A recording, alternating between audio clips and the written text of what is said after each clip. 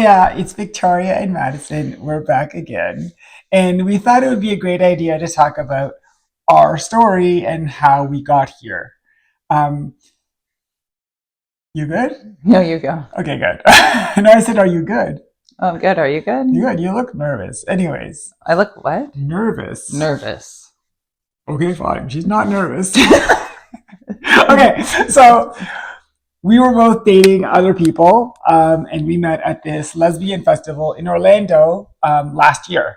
Um, Whole bunch of crazy drama between when we met and when we actually started dating. But let's just say that I knew that something was special about this girl from the second I met her. I was drawn to her. I was so attracted to her and all of this stuff. And now this is the time where she's supposed to say, Me too. and I also, okay, so there you go. Okay, so we were drawn to each other in like a way that I've never been drawn to anybody before. And we get together at the end of last year. And I mean, I knew I was attracted to her. I knew that I loved her. And I actually told her before we were dating, while I was still dating somebody else, I Engaged, said, actually. engaged to that person. And I said, I've never loved anyone the way I love you. She did. Anyways, so And I told her I wanted to sit on her face. she did at my bachelorette party. Yeah, I was at your bachelorette party. And I didn't even recognize that that was a She sign. didn't realize I was flirting. I didn't know that She's that was like, a sign. oh I'm a no, little she's bit, just joking. I'm dense. So, anyways, we get together, and I knew it was going to be amazing, but I had no idea actually at how amazing it was going to be. Someone that sees me for me, someone that's attracted to me, someone that I'm attracted to, someone that I like, and like unbelievably seamless. We moved in together within 2 weeks, and like, I mean, it's like a lesbian trope that like this is what happens, but literally, like from the second I moved in, like I felt like 2 weeks was too long. Well, and in those 2 weeks, you slept here every night. And I slept there every night, even though I didn't move in within the first 2 weeks, but I moved in pretty much within 2 weeks of being together. Yeah, that happened. And it just worked out perfectly. And so, lo and behold, we've been together now for just under a year, and we're engaged. We live together. We have built this life together. We spend pretty much every second together outside of Madison's poo breaks. Oh my god. Are you serious? And showers.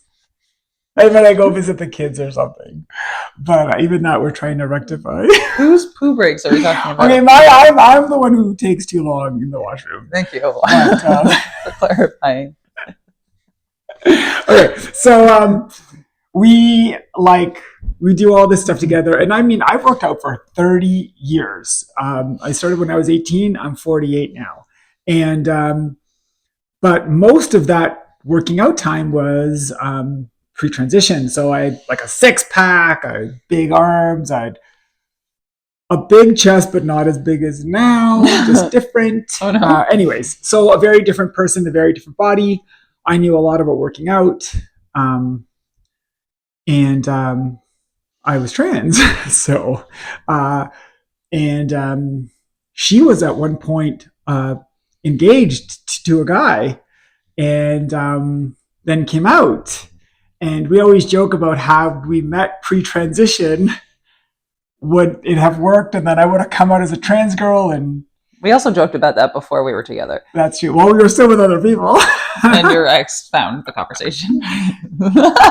Anyways, so yeah, we even joked about it back then that we were always kind of like meant to be, and since transitioning, I really came into the person that I am, and that's a journey in and of itself. Finding myself, finding my self-worth, all of the transition related stuff, really seeing myself, allowing myself to be emotionally available, all of these amazing things that have happened during my transition. And So we meet at this festival, and I'm like, wow. But it took a while for us to get together. And I am in love with this person, and I adore you in every way. But so we've intertwined our lives in ways that I can't imagine two people intertwining their lives. We even work together. And I always thought that we would do something, but I didn't know that we would actually work together. Um, I have my master's in education. Like I assumed I would. I spent my entire life hating work and hating what I did. I literally did work just so I could have money, so I could have money so that I could eat food and survive.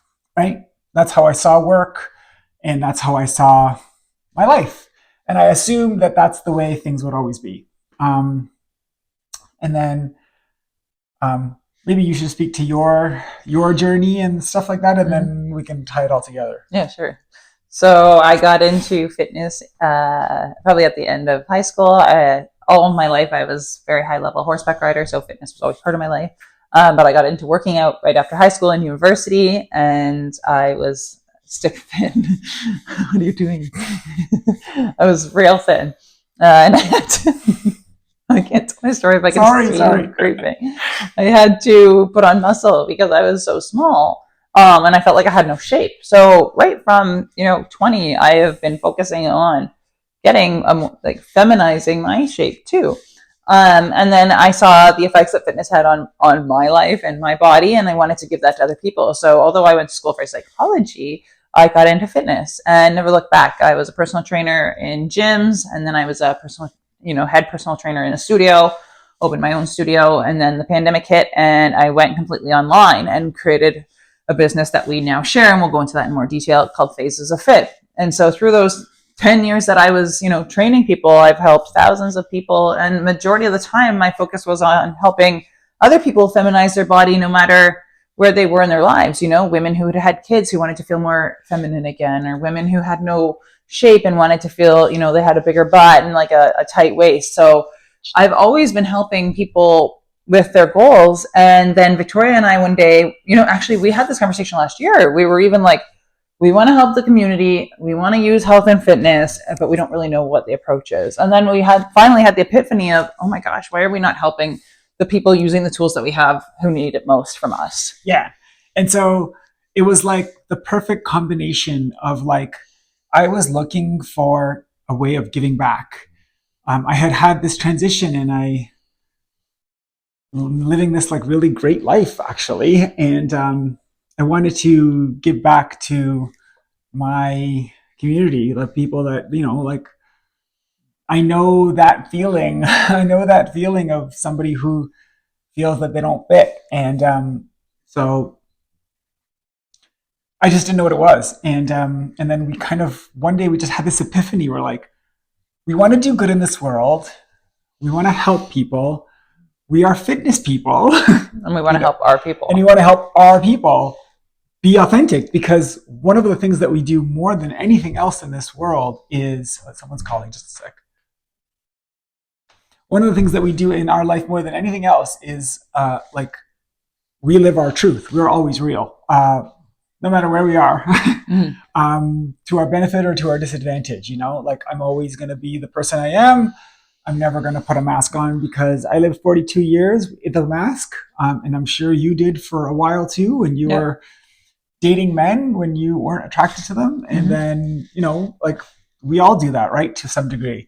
But now we created this program, which is like the perfect combination of all of those things. It takes our fitness experience, it takes my trans experience, it takes your coming out experience, it takes your knowledge in fitness and health and your life as a competitor and a fitness model and all of that stuff. And we help people with their transitions. We help them with mentoring and physical fitness and health and nutrition and feminizing their shape and helping them align their body with their mind, and helping trans people, but really anybody, get into healthy shape for pre-surgery. Like, you're getting your bottom surgery done, and the doctor won't do the surgery unless your BMI is below a certain number, or unless your heart blood pressure is more controlled, or your heart is strong enough, or whatever, right? That is. And I've had a lot of surgeries. And my surgeries all went well, like except for one. And the reason that one didn't go well was probably because I was I healed too quickly. The actual skin bonded before it was supposed to, before the liquids drained out. So I was having seromas because of that. But so much of the reason my surgeries went well was because I was healthy, because I was in good condition, because my heart is strong, because my blood pressure was great. And I'm 48, and I went through 8 surgeries in a span of 375 days. In that 375 days, I was under full anesthetic for more than 30 hours. It's crazy. Like, that should not have been done, but like, I'm such a crazy nut bar that that's the way it was. So we're here to help people with their transition. We're here to help people get healthy and fit and live their best lives and get to live their most authentic version of themselves. Because honestly, we just want a world that looks like that. We want a world that looks like one where people aren't angry anymore. People aren't hateful because they're jealous that other people get to live their lives, right? So much hatred is literally based upon people who are hateful themselves because of the hate that they cast upon themselves.